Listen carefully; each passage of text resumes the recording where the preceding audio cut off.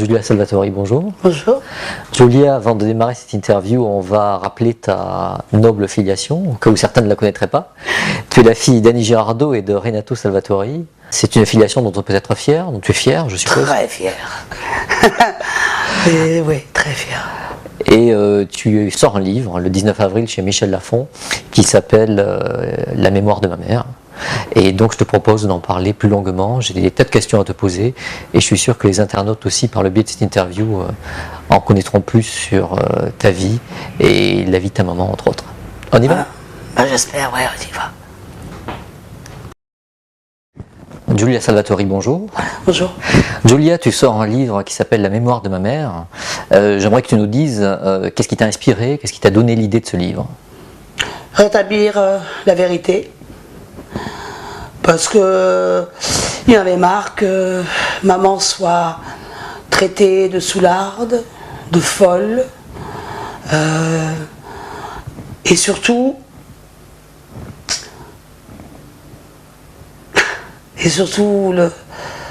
lui rendre, par rapport à la profession, par rapport à l'être humain, lui rendre sa dignité. Tu penses qu'elle l'avait perdu? On lui a fait perdre, oui. C'était une moins que rien, c'était la soûlarde, c'est celle qui fait des films qu'on sait même plus, on l'appelle même plus. Et puis bon, c'est surtout le fait que pour moi, enfin pour nous, parce qu'on était entourés, on est 5 à l'entourer, de toujours dire, de trouver des excuses. Alors comment va ta maman? Oui, ça va, bon, elle a un peu mal au dos, mais toujours la préserver, jusqu'au jour où tu entends, quand tu vas dans une cérémonie, ou tu vas dans une soirée, ah oui, de toute façon, on arrête de lui parler, elle est folle, de toute façon, elle est complètement soûlarde, etc. Basta! Non, ça suffit. Il y a quelque chose de beaucoup plus grave. Si moi j'allais dans tous les bistrots du coin, enfin disons, c'est là où on mangeait, on va dire, tu vois, c'est toujours ce qu'elle a aimé. Et j'allais, je lui disais, écoutez, excusez-moi, mais ne lui donnez pas de la bière avec alcool. Ah, qu'est-ce que j'ai jamais fait là? Parce que tout le monde, tout de suite, automatiquement, a pensé, bah oui, voilà, il y a sa fille qui fait les tournées des bars, des bistrots du quartier, pour dire surtout, attention, c'est une soûlarde, il faut pas, non. Sauf qu'à l'époque, déjà, elle prenait ses médicaments. Donc, automatiquement, c'est logique, tu prends des médicaments, donc il faut faire attention, parce qu'on a toujours préservé le fait de lui apprendre la maladie. Enfin, parce qu'elle est consciente qu'elle est malade, mais elle en oublie 5 minutes après. Et il faut préserver ça. Parce que le jour où vraiment elle comprendra ce qu'elle a, bon, elle se flingue direct. Tu penses qu'elle n'a pas réalisé véritablement? Elle le réalise, mais 5 minutes plus tard, elle a oublié. Mais dans ces 5 minutes, c'est affreux. Parce qu'elle me dit, bah ouais, ça, bon, tu lui enlèves la mémoire. C'est l'outil principal d'un comédien. Et pourtant, quand elle est sur le tournage, c'est ça qui est fabuleux. C'est ça qui est extraordinaire. Elle arrive sur un tournage et merci Anne qui l'a fait répéter. Merci Léo, merci Val, tu vois, qui la préserve, etc. Et quand elle entend le moteur, tout d'un coup, elle, parce qu'elle souffre de scoliose, elle a une arthrite qui est hallucinante, qui est foudroyante. Et bien tout d'un coup, elle entend un moteur, elle fait... Et l'œil. Et il est là. Et elle déballe son texte. Bon, bien sûr, on ne peut plus lui demander de faire des mouvements, etc., etc. Mais qu'importe, maintenant, le metteur en scène, grâce quand même à cette révélation qu'on a fait à Paris Match. Ça a été douloureux de faire ça, vraiment? Ah oui. Vous êtes réunis en famille pour décider ça? Comment oui. Ça s'est passé? Ah ben, ça a été une chose parce que ça a été pendant plus de 5 ans. Mais quand est-ce qu'on pourrait le dire ou pas le dire? Enfin, pas 5 ans, allez, on va dire 3 ans. Parce qu'à un moment donné, on dit, mais ça fait trop mal. Ça fait trop mal de voir traiter sa maman comme ça. Et tout d'un coup, tu dis, mais merde! Mais alors, comment le dire? Qu'est-ce qui va se passer après? Est-ce que, au contraire, on va avoir des gens qui vont se rapprocher? Parce qu'il était clair il était évident que quand elle tournait, malgré que l'annonce n'avait pas été faite, on mettait en confidence, bien sûr, le metteur en scène et l'équipe. C'est logique. Mais pas toute l'équipe. Donc il fallait jongler en permanence. Il fallait jongler. Et à un moment donné, c'était devenu tellement pesant, puis injuste, qu'à un moment donné, il faut lâcher le morceau, quoi. Ça a été une délivrance pour toi? J'ai été, mais c'est ça qui m'a, oui, ça a été une délivrance, et c'est pour ça que j'ai écrit ce livre. C'est le fait déclencheur, c'est le clic qui a fait que. Maintenant je peux en parler. C'est une thérapie. Moi j'ai jamais été chez un psy, et pourtant j'en aurais besoin, parce que moi je suis très. Moi aussi j'ai mes sauts d'humeur, mais voilà. Tu as hérité d'elle en ce sens, tu penses, de certaines choses? Déjà, lorsqu'on t'a entendu parler tout à l'heure, tu avais des intonations qui étaient exactement comme elle. Cette façon saccadée, puis de laisser les phrases en suspens dans des moments de gravité. Oui, puis c'est surtout que on ressemble avec l'être qu'on côtoie le plus souvent. Alors à un moment donné, maintenant ça fait 19 ans que mon père est parti, jusqu'à il y a 19 ans, c'est certain que je ressemblais beaucoup plus à mon père. Mais c'est vrai qu'il y a ce côté femme, ce côté révolutionnaire, ce côté battant, et ça c'est maman, quoi. Genre, si je veux te traiter de con, je te traite de con. Mais c'est toujours gentil. Attention, c'est pas le sale con, c'est le petit con. Elle s'est très bien exprimée dernièrement, je crois en fin 2004, dans un reportage télé qui est passé de Nicolas Beaulieu, qui était magnifique. D'ailleurs, oui, sur ça justement, nous avons été sollicités, Nicolas Beaulieu a été sollicité pour justement rallonger ce merveilleux documentaire. Mais c'est vrai que dans ce documentaire, on ne voyait pas les gens qui l'entouraient. Et là, ça va sortir. On l'attendait. Donc, il y a 20 minutes qui vont être rajoutées. Parce qu'on restait un peu sur sa fin. Il était bien documentaire, mais on l'a trouvé court. On avait envie d'en voir davantage. Et donc là, il y a 20 minutes qui sont rajoutées. Plus de 20 minutes. C'est TF1 qui a bien voulu... Non, mais c'est grâce... C'est bien. On lui rend vraiment hommage, et ça serait bien que... Voilà, merde. Quel est-ce qu'elle mérite, quoi.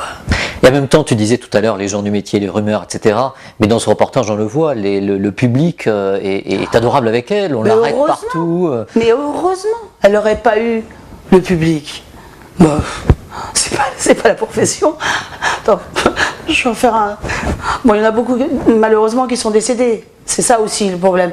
Mais même ceux qui restent, oui, bon, ils viennent, bonjour, gentil, et tout ça et tout. Mais bon, elle n'a jamais été quelqu'un qui fréquentait des gens...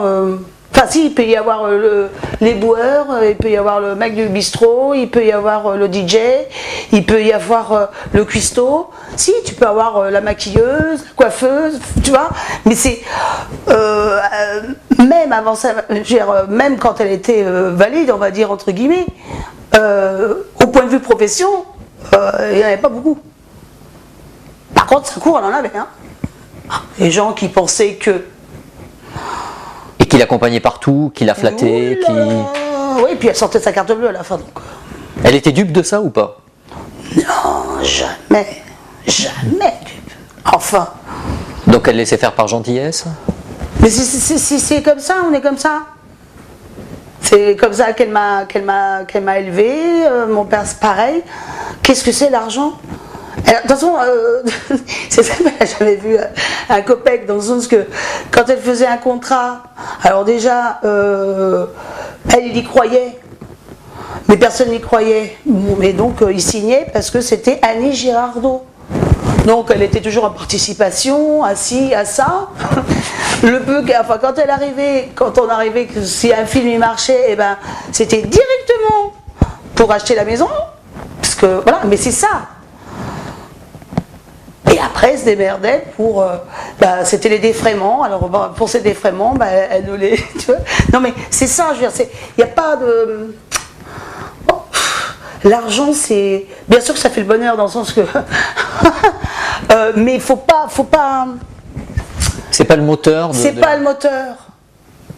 C'est pas le moteur. Le moteur, il est là. C'est quand tu crois à quelque chose, quand tu l'as dans le cœur. C'est tout. Bien sûr, forcément, c'est quand même plus facile d'avoir des sous. Parce que c'est vrai que quand tu as ton gaz à payer ou ton EDF à payer à la fin du mois, et que tu ne l'as pas, et je peux te dire, tu réponds plus au téléphone. Et t'es mal, et t'endors pas la nuit.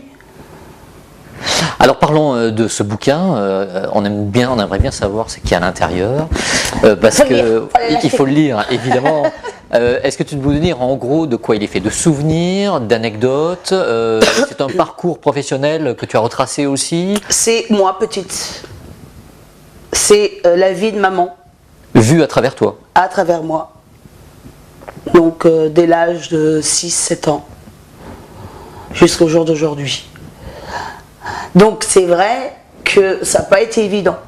Parce que des fois, je mélangeais un peu les choses. Vu que des fois, aussi bien quand je parle de Lelouch ou quand je parle de Broca, etc., c'est vrai qu'ils en ont fait tellement au fur et à mesure que c'est vrai que... Donc il a fallu faire une recherche énorme. Énorme. Heureusement qu'il y avait Jean-Michel Karadec qui m'a aidé et tout était, parce qu'il faut pas se bourrer, mais les dates étaient un peu mélangées, mais c'est pas grave. L'essentiel, c'est la mémoire de ma mère. Donc c'est vraiment sa mémoire. C'est ma plume. Enfin, c'est mon témoignage transcrit avec la plume de Jean-Michel Karadec et Huguette Mort. D'accord, c'est un brouillon de ma vie. Est-ce que tu as eu peur à certains moments de la trahir? Non, je pense que je lui ai rendu ce que méritait. Parce que j'avais aussi mon mot à dire. Parce que bon, elle n'a pas toujours été là. Justement, est-ce que tu lui en as voulu? On a parlé à un moment de ça, la presse en avait parlé, de ses absences. Ça a été une mère beaucoup absente. Absente physiquement, oui. Complètement. Tu as été en révolte par rapport à ça? Oui. Violemment, souvent? Violemment, ça dépend comment on juge le mot violemment. Mais c'est vrai qu'à 16-17 ans, quand elle est venue et qu'elle m'a dit « Bon, maintenant je suis ta mère », enfin, entre guillemets, je fais « Oh. » J'ai dit « T'étais pas là. » En tant que maman, donc si tu veux qu'on continue, on le fait en tant que copine, amie. Et ça a marché. Mais non, pour moi, ma maman, c'est Odabel.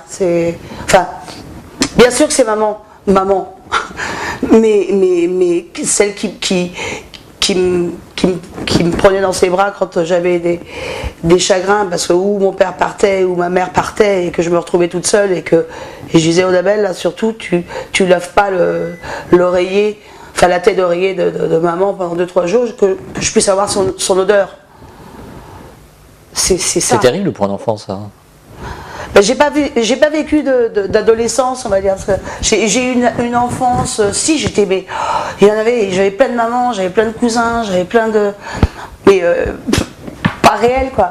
Enfin, si, qui encore aujourd'hui sont là, heureusement.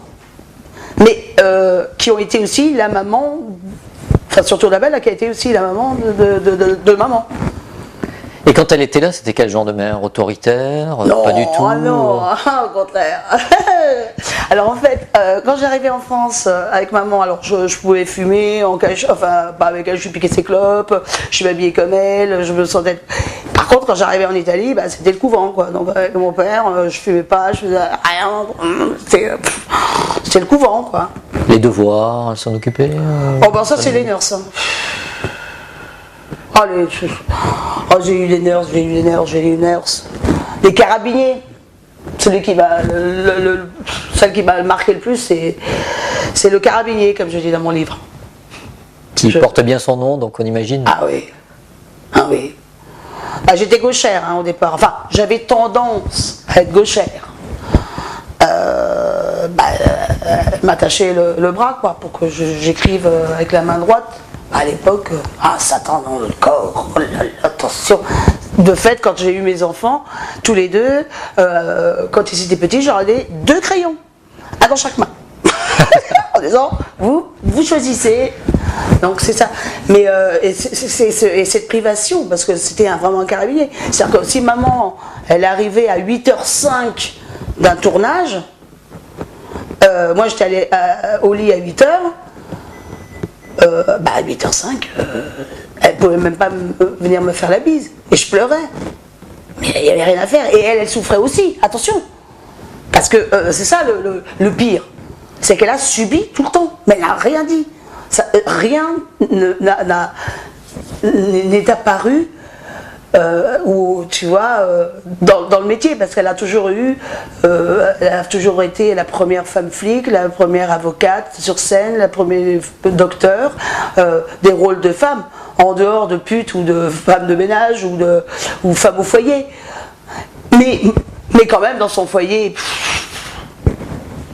C'est pour ça des fois maintenant avec cette maladie, elle me regarde, elle me fait, tu m'aimes? Je dis oui, mais tu vas pas me gronder, hein. Donc c'est parce que même donc depuis toute petite, elle a une certaine culpabilité inconsciente par rapport à ça, tu penses? Moi si tu veux, maintenant je suis sa maman. Les rôles se sont inversés. Je suis sa mère. Donc en fait, j'ai jamais réussi à vraiment avoir ma maman, parce que quand j'étais petite, elle n'était pas là. En adolescente, j'avais autre chose à faire. Enfin, adolescente, non. Parce que je suis devenue moi-même mère très tôt.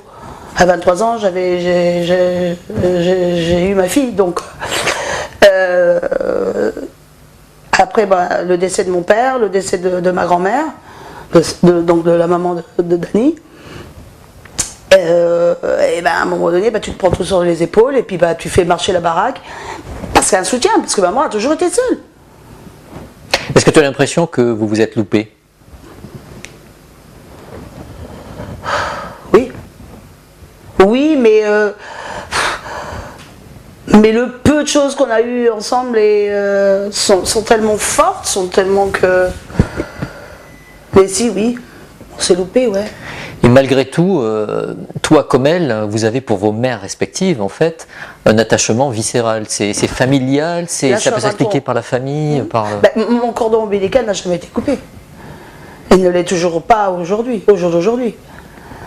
Et le plus tard possible qu'il sera coupé. C'est le jour fatidique, le plus tard possible. Mais c'est vrai que là, il y a un demi-cordon, enfin la moitié du cordon qui malheureusement se coupe. Parce qu'il n'y a plus la tête. Alors ce livre, outre le fait de ce que tu viens de dire, il est bourré d'anecdotes. Oui, donc cocasse et amusante malgré tout. Parce que c'est comme ça notre vie, ça a toujours été comme ça, il faut le rire, faut le rire, faut le rire. Alors j'ai vu sur l'encart publicitaire qu'il y avait donc un président de la République qui partait, alors raconte-nous ça. Mais jamais rien s'est passé parce qu'en fait, rien n'a pu s'aboutir. Mais c'est vrai que c'était au moment où on habitait Place des Vosges et que donc on était dans les étages parce que bon c'était le 2e, 3e, 4e, après on repassait. Il y avait un petit escalier, tout petit escalier, je me rappelle. Il y en avait plusieurs parce qu'en fait au départ c'était le duplex qu'ils ont acheté en 1960, et puis petit à petit le propriétaire qui perdait, qui lui aussi perdait à l'époque, on n'avait pas mis le nom sur Alzheimer, mais qui perdait complètement la boule, et qui troquait, qui bradait tous les appartements. Donc maman, sans une thune comme d'hab, mais en prochain film, etc. Donc on commençait, on a appelé en italien, on disait mais venez, il faut acheter parce que ça vaut le coup, etc. Et tout ça. Donc on avait, où on passait par l'extérieur, ou par l'intérieur, puis après toujours les travaux, parce que moi j'ai toujours, aussi bien à Rome qu'à Paris, j'ai toujours vécu dans des gravats. Parce que d'une part, dès que maman faisait un film, il y avait un bon décorateur de plateau. Ah ouais, tiens, tu veux pas venir à la maison? Il venait en 2 jours, il te refaisait la déco. Donc c'est toujours été comme ça. Alors un coup, bon. Et donc dans tous ces escaliers, etc., c'était au moment où maman était avec Fresson. Et puis il y avait Madji, donc ma grand-mère, qui était au deuxième. Moi j'étais au... je ne sais plus. Oui, à l'époque j'habitais encore au deuxième avec ma grand-mère. Et ma mère était au troisième. Et puis avec quelqu'un. Avec quelqu'un. Bon, mais je peux le dire parce que je sais que même sa femme ne portera pas préjudice de ça, parce que de toute façon, c'est jamais rien passé, mais ça a été trop cocasse. C'est avec François Mitterrand. Et en fait, avec ma grand-mère, et il y a Fresson qui se pointe. Et il est en bas, et il gueule, et il arrive.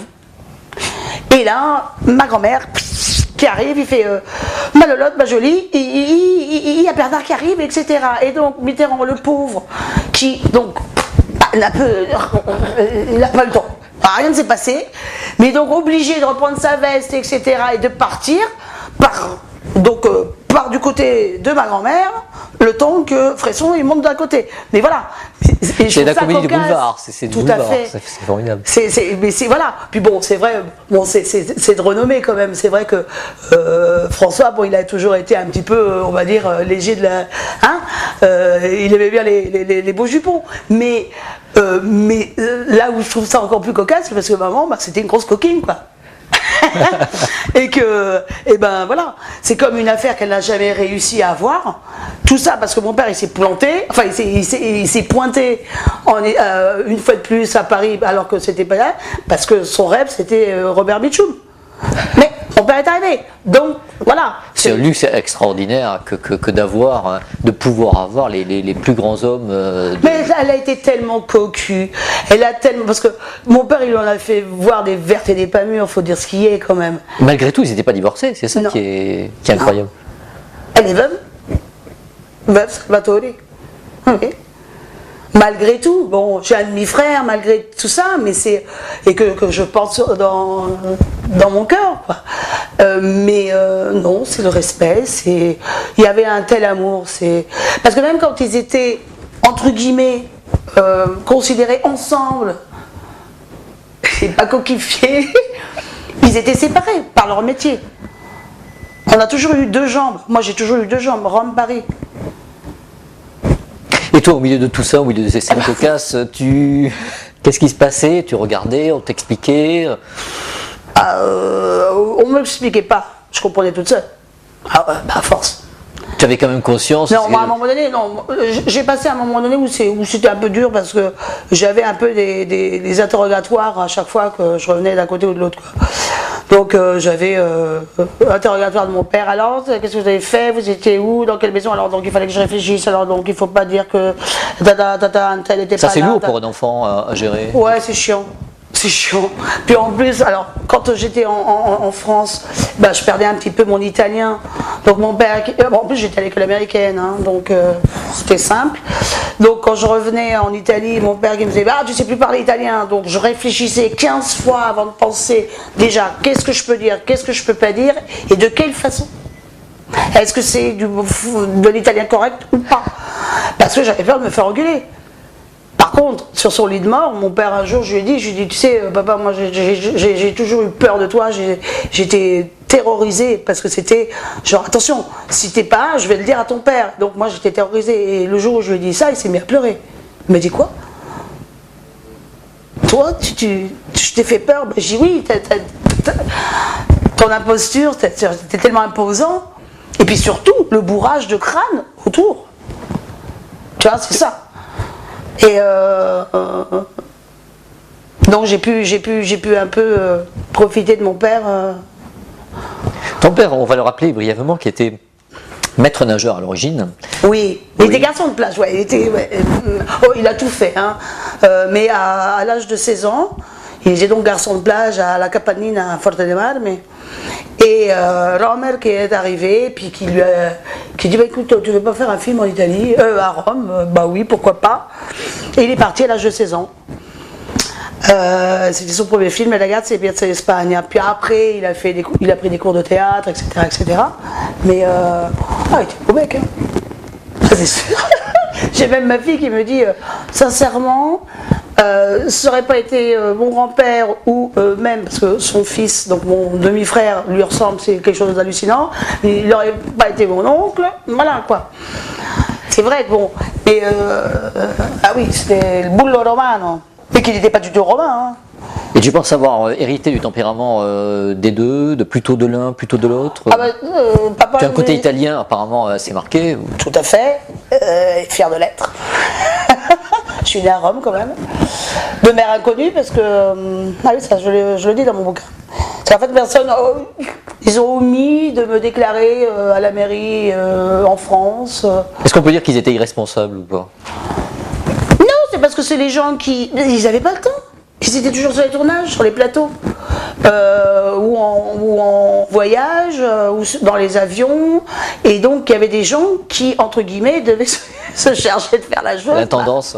Apparemment, ça n'a pas été fait. C'est ça, quoi. Donc, moi, quand je me suis mariée à l'île Maurice, j'avais pas d'acte de naissance. Ça a dû poser problème? Bah oui, c'est mon mari qui n'était pas encore mon mari, donc il était mon futur mari, qui est allé à Rome pour me déclarer et comme témoin mon meilleur ami. Donc en fait, je suis née en 89. Voilà. mais à 18 ans, en fait, vu la notoriété, parce qu'en fait, moi, tout le monde me connaît par les journaux, etc., etc. Donc, on sait des choses que même moi, je suis pas au courant, parce qu'il faut dire ce qu'il y a, parce que il y a des choses que j'étais pas au courant, que j'avais faites. Et ben, n'empêche que c'est grâce à ça qu'à 18 ans, j'ai pu avoir une carte d'identité française et un numéro de sécu. Parce qu'on connaissait ma maman et qu'on savait que j'étais bien sa fille et que donc j'ai pu devenir française. Voilà. Alors, c'est pas mal quand même. Tu évoquais la notoriété. Quel regard tu as sur la notoriété? Parce que tu as passé ton enfance à être entouré de gens célèbres, avec des parents très célèbres. Comment tu vois la notoriété? Est-ce que tu... c'est les gens comme tout le monde. Hein. Faut s'imaginer que tous les matins, on va tous aux toilettes, voilà quoi, c'est tout, je veux dire. Non, moi, il y a des gens qui ont des auras au-dessus de la tête. Ta maman. Oui, non, mais alors, oui, oh, non, et il y a notoriété, il y a des stars et stars. Hein. Je veux dire, voilà quoi, il y en a un qui se pète et puis l'autre qui, voilà. Alors moi, ceux qui se pètent, franchement, très sincèrement, voilà, j'arrêterai là. Est-ce que tu as pu avoir des idoles véritablement dans le cinéma, par exemple? Mais j'étais bercée. Étant donné que tu avais des mythes à la maison, est-ce que tu arrivais à pouvoir encore idolâtrer quelqu'un? Comme n'importe quelle adolescente ou enfant? Ouais, parce que quand il était beau, j'ai kiffé pour Paul Newman, bon, je l'ai jamais connu malheureusement. Alain, c'était différent. Alain Delon, c'était. Oui, il était beau, mais c'était le frère de mon père, donc c'était comme si c'était long. Donc c'était pas vraiment une beauté, tu vois, enfin. Je l'ai pas... Pas vu sous l'aspect séduction. Voilà, pas du tout. Par contre, Warren Beatty ou Marlon Brando, ça oui. Tu les as rencontrés? Bah oui. Oui. Ça, c'est la période Italie. Donc c'était au moment où tu avais Delon aussi, quand il tournait en Italie, il venait dormir à la maison, c'est normal. Donc on habitait sur étage, j'étais au premier, la chambre des invités qui était avant la chambre de mon grand-père était au deuxième, et puis et en haut c'était papa. Et le soir, alors je demandais à Odabel, alors est-ce qu'ils sortent ou pas, et qui c'est qu'il y a et tout. Elle me disait si, ça sort. Alors on attendait, comme ça, sur les bras croisés. Enfin, dès qu'on entendait la porte s'ouvrir en haut, on se mettait à la porte, comme ça, à louche, comme on dit en italien, tu vois, et on attendait. Et là, de voir descendre mon père, Delon, Warren Beatty, habillé avec manteau smoking, manteau noir, écharpe blanche avec le parfum qui était là, et là, t'es là. Et toi, comment tu te comportais face à ça? Tu allais les voir, tu essayais de leur parler? Ah bah moi j'étais, j'entendais le bisou, hein. Ah bah, il fallait me faire le bisou, hein. Ils étaient sympas avec toi? Ils te parlaient, oui. Mais encore aujourd'hui. Enfin, Warren Beatty, malheureusement, bon, je l'ai pas. Mais Alain, oui. À chaque fois qu'il me va, il me dit c'est le portrait craché de ton père. Il me dit qu'est-ce que tu ressembles à ton père? Je dis oui, mais bon, Les chats, faut Il y a pas des les raisons. chats. C'est tout. Non, puis moi, j'ai vraiment une admiration pour Alain, et Mireille.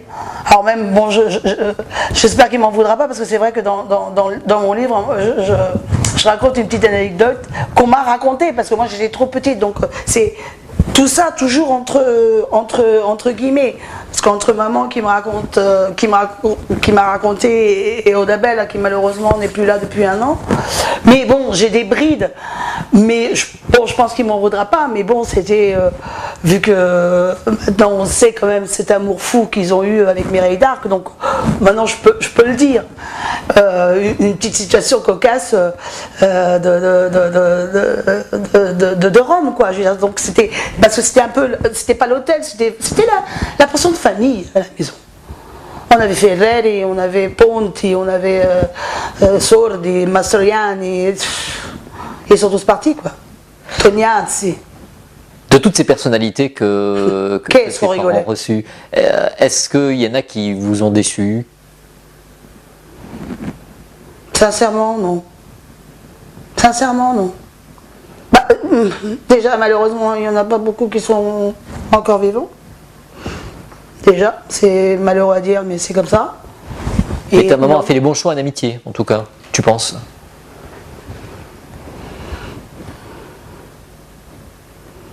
Elle l'a fait avec le cœur. J'ai fait avoir, mais bon,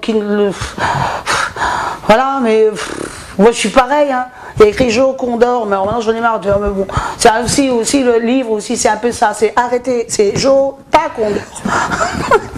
Tu vois, c'est non, on peut pas, non, sincèrement non.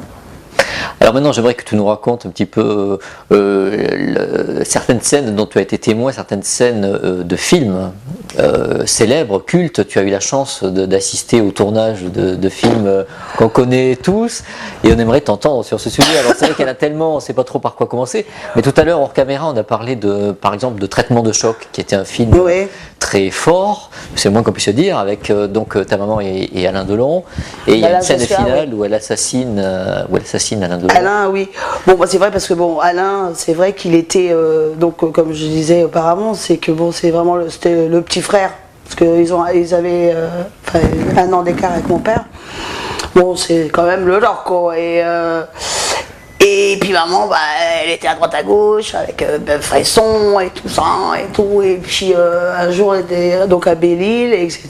On vivait, elle tournait le matin, et tout ça et tout, il n'y a pas de problème et tout. Et puis un jour,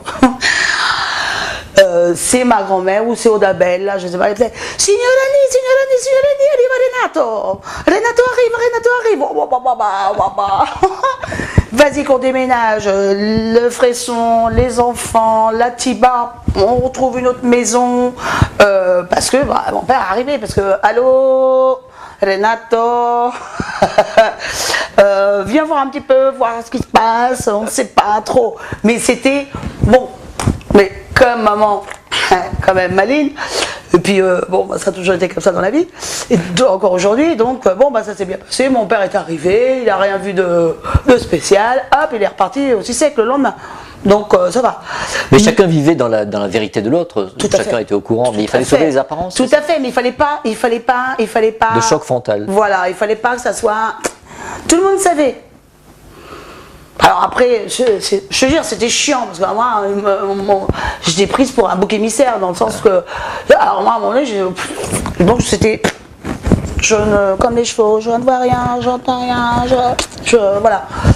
Mais ça c'était bon. Et c'est vrai que dans la scène après, quand même, la paire de claques, elle était quand même assez rude. Et de fait, pour cette scène, moi qui étais souvent sur les tournages, plus souvent avec ma mère qu'avec mon père, pour cette scène, on m'a dit non, tu restes dans les jardins. On tournait dans un laboratoire de chimie, un truc expérimental, enfin bref, et donc j'ai attendu dehors. Et il y avait quand même trois robes en prévision pour le change, et j'ai pas pu assister à cette scène. Par Par contre, là où c'est à hurler de rire, et aussi bien avec Zidi dans la zizanie, mais à se tenir, c'est-à-dire que toute la troupe, alors on tournait à l'époque, maintenant ils n'existent plus, c'était à Boulogne-Billancourt, mais ceux qui étaient sur le long de Seine. Ouais. Et c'est la scène où la machine, elle vient de plus en plus dans la maison, etc. Et donc c'est un dîner avec les violons. Et que tout d'un coup... Et là, c'est quelque chose de...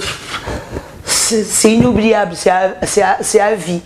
Et donc on tournait, donc silence, monteur, ça tourne, partez. Donc là, silence mortel, le violon, tout le texte qui se déballe, etc. Les choses qui arrivent, donc et tout. Et là, c'était donc nous tous. Mais tu te tiens parce qu'avec De Funès c'était fabuleux parce qu'il y avait ce côté improvisation, c'est-à-dire que quand il partait et maman elle le suivait, donc c'était un bonheur. Donc, et moi je me rappelle parce que j'avais toujours un petit cube, tu vois, je me mettais sous la caméra, ça c'est la plus grande école du monde. Et là on faisait, alors il y avait Zidi qui faisait coupe et même pas qu'il y avait le P. Que là, mais c'était une explosion de rire, de larmes, tellement, c'est jubilatoire quoi. Mais il n'y a pas que ça. De Broca, c'était pareil. De Broca entre la cuisse de Jupiter ou Tendre Poulet, mais c'est des choses mais qu'on pleurait. Avec Perrin et Noiret, mais tu pleurais, c'est qu'à un moment donné, ils étaient obligés d'arrêter. Parce que en plus avec la chaleur, on était en Grèce et tout, et puis ça pleurait de rire, de choses. Quoi. Puis alors avec Perrin en plus qui partait, puis alors De Broca pour ça aussi, c'était. Tous ces gens-là, enfin De Broca et puis Noiret qui nous a quittés là, mais voilà, c'est le bonheur. C'est le bonheur.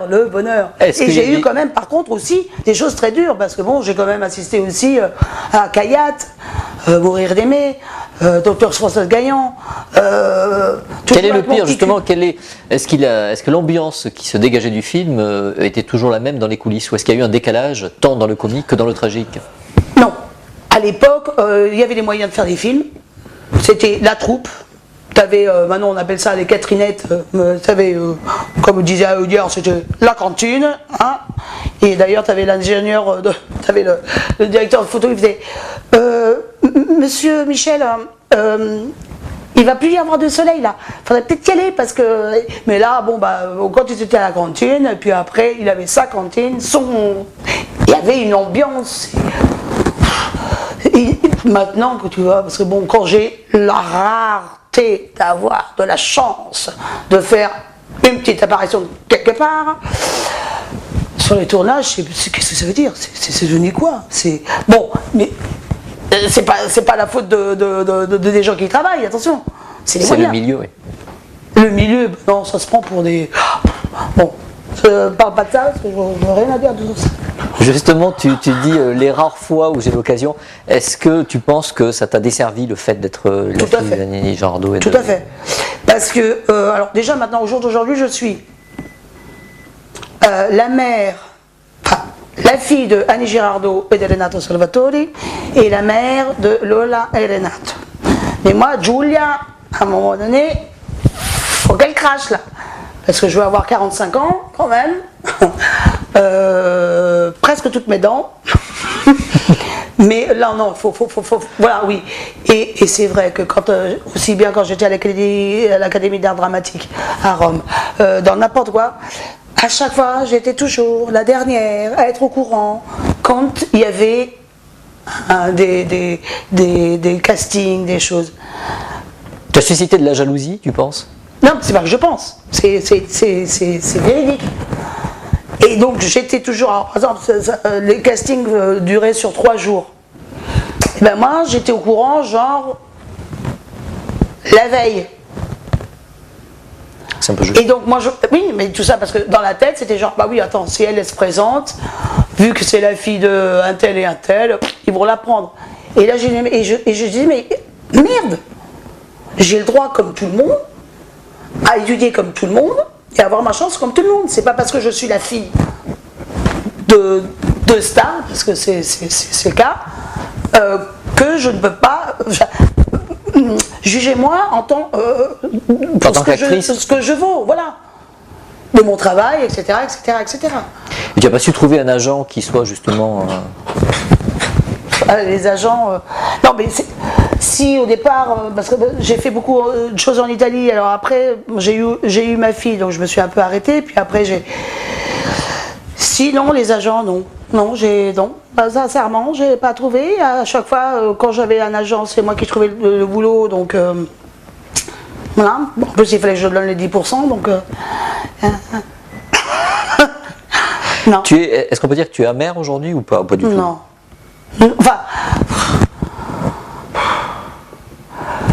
c'est pas que j'ai baissé les bras, là, si tu veux, c'est...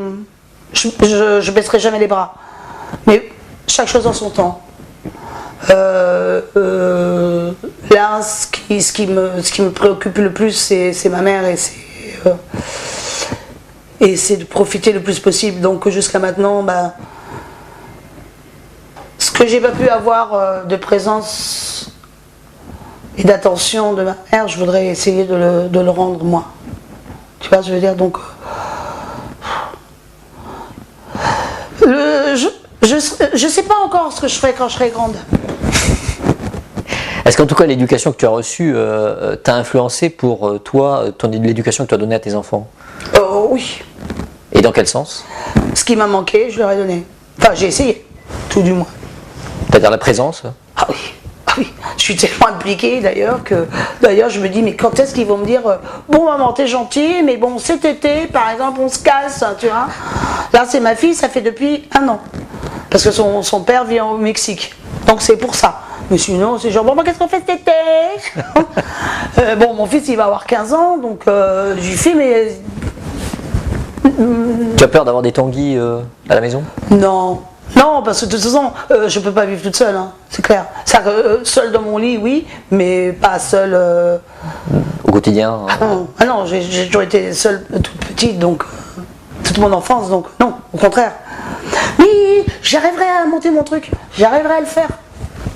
Là, je suis depuis des années, c'est un rêve que j'ai depuis très très longtemps et... moi je suis bien dans une cuisine, je suis bien autour d'une table, je suis bien quand il y a des gens qui sont bien. Il n'y a pas de centre culturel, il n'y a pas de centre où on peut se retrouver, des musiciens, des peintres, des littéraires, des clowns. Et puis voilà, un endroit culturel, on va dire ça comme ça. Mais avec l'Italia quand même. Après ce premier livre, est-ce que tu ne serais pas tenté de récidiver? Ouais, ça je pense, oui, mais oui. Avec toujours ta maman en filigrane non, là, ça sera du roman pur? Là, ça sera moi, et là, moi et plus l'Italie, quoi, on va dire. Qu'est-ce qu'on t'a dit depuis que tu as fait la une avec ta maman et ta fille de Paris Match? Est-ce que le regard des gens a changé par rapport à toi? Qu'est-ce qu'on te dit au quotidien, lorsque tu sors dans la rue? Courage. Ça fait plaisir. Qu'est-ce que ça fait du bien. Le quotidien avec ta maman, ça se passe comment? Il faut choper les 5-7 minutes, les 10 minutes.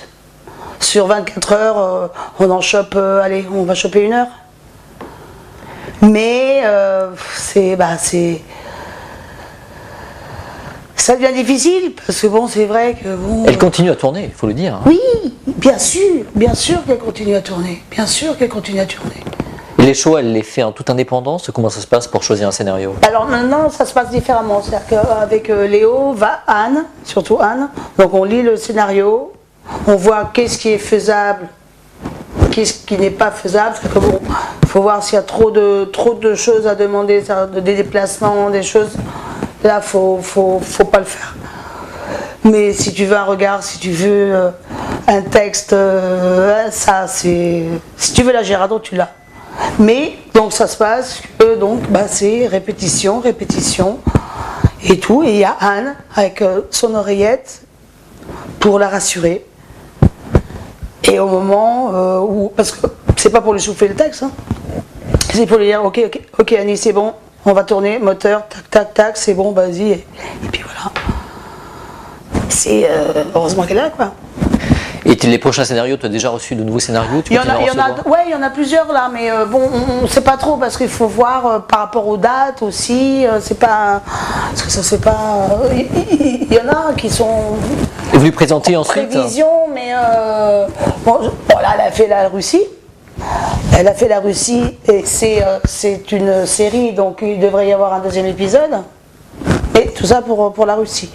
Donc je ne sais pas si ça sera diffusé en France. Donc on est vraiment au jour le jour, quoi. Non, elle a fait elle est là, quoi. Et elle continue à avoir une vie sociale, parce qu'on l'a vu dans une soirée il n'y a pas, oui, il y a pas si longtemps. elle aime bien. Alors, elle devient tout ce qui est chocolat, petit filou et tout. Alors là, t'inquiète pas. C'est bon, alors qu'elle n'a jamais mangé de sa vie, parce que vraiment, elle était le moineau. Autant elle était très bonne cuisinière, autant elle mangeait pas vraiment. C'était pas, ça n'a jamais été vraiment une goinfre, quoi. Hein. Alors là maintenant le sucre, les chocolats et tout, waouh, ça peut être gourmande, elle est devenue comme sa mère. Hein. Et dans une soirée, qu'est-ce qu'on lui dit? On l'accompagne tout, elle a un petit problème pour marcher, c'est ça le problème. Donc, tu l'accompagnes systématiquement? Ah, on est obligé, oui. Là on est obligé de l'accompagner, c'est normal. Parce qu'elle a cette peur, c'est ça qui est fou, quoi. Elle est tombée une fois pour les répétitions de Marguerite et les autres, elle est tombée d'un trapèze. Et puis même avant ça, elle a toujours eu l'angoisse, la peur du vide, le vertige. Et la maladie fait que tout est amplifié. Donc là maintenant, elle est au point où même pour sortir de chez elle, tu vois, pour sortir les 2 marches, enfin pour descendre les 2 marches, faut qu'on soit à 2, enfin faut la rassurer parce qu'elle a peur. Ça et donc c'est pour ça que c'est embêtant quand on se déplace. Parce que bon il faut pas qu'il y ait de marche, parce que bon alors moi pour la faire parce que j'ai toujours la casse, je vais écoute maman, hein, tu vas sinon je t'amène le fauteuil roulant. Et là tu connais les points faibles. Ah oui, et là elle se fait ça va pas non. Et puis ça va, hein. Donc pour m'insulter ça va, ça c'est bon. Oui, non, il n'y a pas de problème. Mais donc c'est pour ça. Donc c'est vrai que dans les soirées, donc c'est vrai qu'il faut faire en sorte quand même qu'elle puisse être assise, etc. Et les gens mais viennent et c'est. Alors bon, souvent elle les reconnaît pas, mais c'est après. Alors après elle me dit ah bah oui mais au fait ça me dit quelque chose et puis après. Par exemple une fois avec Bob Decou.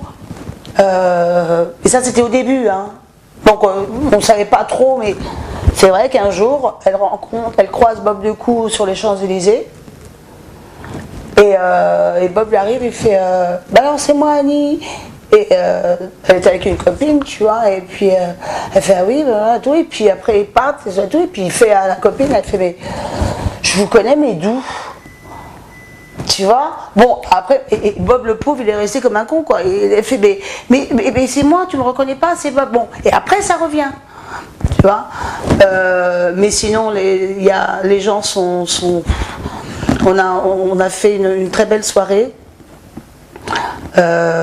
C'était donc au Théâtre Mérigny. C'était pour la soirée de l'IFRAP et donc pour Alzheimer. Et Mireille d'Arc avec Alain Delon, donc ils ont joué bénévolement pour cette soirée. Et ça fait chaud au cœur. Alors, parce qu'au point de vue profession, il n'y avait personne. Ah bon? À part, comment elle s'appelle, que j'adore. C'est qui faisait le flic, la pervenche. Daniel. Oui, la Danielle, oui, voilà, tout à fait. Voilà, qui était avec son mari et tout ça. Mis à part ça, il y avait que des professeurs, des docteurs, etc. Vous aviez vécu des informations J'avais, en plus, avant, j'avais été voir la conférence qui était justement sur la maladie d'Alzheimer. Et il y avait le ministre Elio-Marie, il y avait... non, c'était... Et il y avait Madame Villepin, il y avait... ces gens sont venus, déjà pour témoigner leur admiration, leur amour. Et là où ça m'a le plus touché et le plus fait plaisir, c'est qu'après ils se sont retournés vers moi et m'ont dit merci, bravo et courage. Le bravo, ça veut tout dire. Une reconnaissance. Oui. Et le but de ce livre, c'est ça aussi. C'est que c'est un message qu'il faut faire passer. Moi je dis, je veux faire une association A.GIR pour Alzheimer. Parce que il faut... les personnes atteintes elles ne sont pas malheureuses. Enfin, il faut faire en sorte de... Tout va bien. Par contre, c'est l'entourage, la famille, et surtout parce que c'est... Au départ, on considère aussi comme une maladie honteuse, entre guillemets. Pourquoi nous, pendant 5 ans, on n'a rien dit, on n'a rien parlé, et puis à un moment donné, il faut crever l'abcès. Avec en plus quelqu'un de médiatisé et quelqu'un très connu. Mais il ne faut pas avoir honte, et puis il faut surtout, parce qu'il n'y a pas de structure, ni pour les malades, et surtout, encore moins, pour la famille, pour ceux qui les accompagnent. Parce que c'est au quotidien, mais c'est... Comment tu évacues, toi? Comment tu gères ça? Ça dépend. Ça dépend. Il y a des fois où le matin, je me réveille, je fais oula. Parce que il faut faire... comme je dis, les chevaux, faut faire un boomerang, c'est-à-dire que ça rentre puis ça ressort, quoi. Il faut mettre une carapace. Il faut mettre une carapace. C'est pas facile. C'est pas facile. Mais ça fait mal. S'en sortir, je sais pas. Je trouverai la solution, je la prendrai, mais là, je fais avec les moyens du bord. Il n'y a pas... Enfin, chacun agit selon son tempérament, ses relations qu'ils ont plus ou moins avec la personne en question, et le malade. Et faut faire abstraction, faut pas écouter. Faut écouter une petite voix. Alors elle n'est pas toujours forcément juste, mais ça, qui peut le dire, on ne sait pas. Donc c'est après, c'est au bout d'un moment que tu dis est-ce que j'ai bien fait de penser comme ça ou pas. Puis bon, moi je suis, comme je te dis, j'ai beaucoup pris de maman, quoi. Je suis très, très lunatique et très coléreuse, mais c'est pas une colère. Non, je suis très lunatique. J'ai des sauts d'humeur. Je peux passer de la dépression à l'enthousiasme. Ouais. Ouais. Bah, voilà, quoi. Est-ce que globalement tu as des regrets?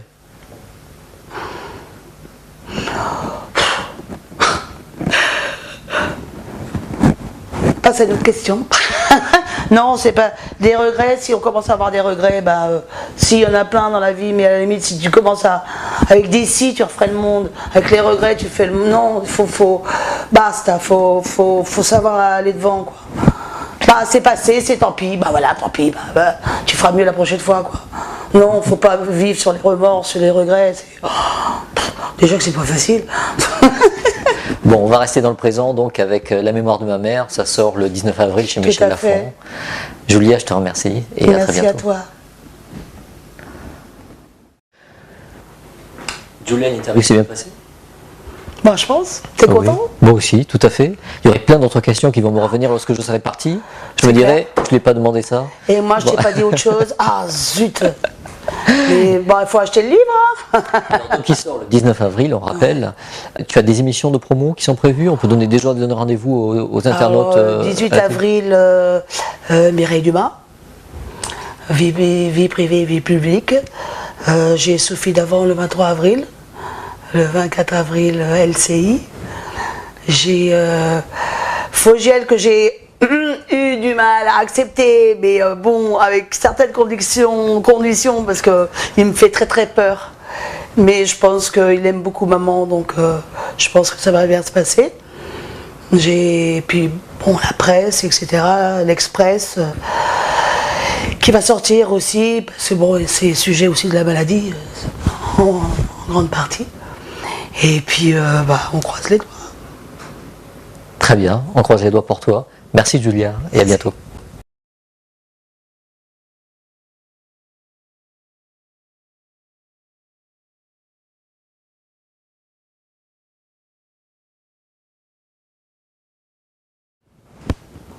Trois, deux, 1.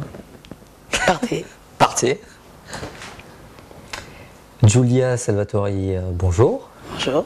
Julia, on va rappeler avant de démarrer cette interview ta filiation, au cas où certains ne la connaîtraient pas encore.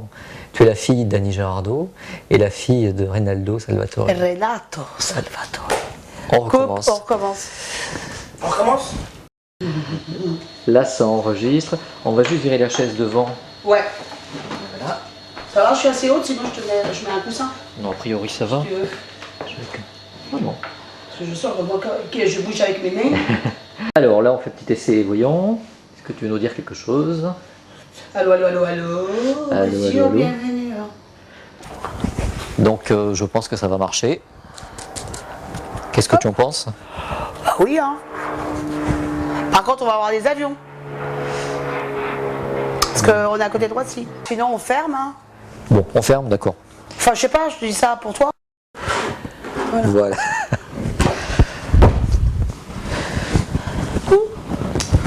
C'est bon, on peut y aller? 3, 2, 1. Julia Salvatori, bonjour. Bonjour. Julia, tu sors un livre le 19 avril prochain qui s'intitule Les Mémoires de ma mère. La mémoire de ma mère. 3, 2, 1. Julia Salvatori, bonjour. Bonjour.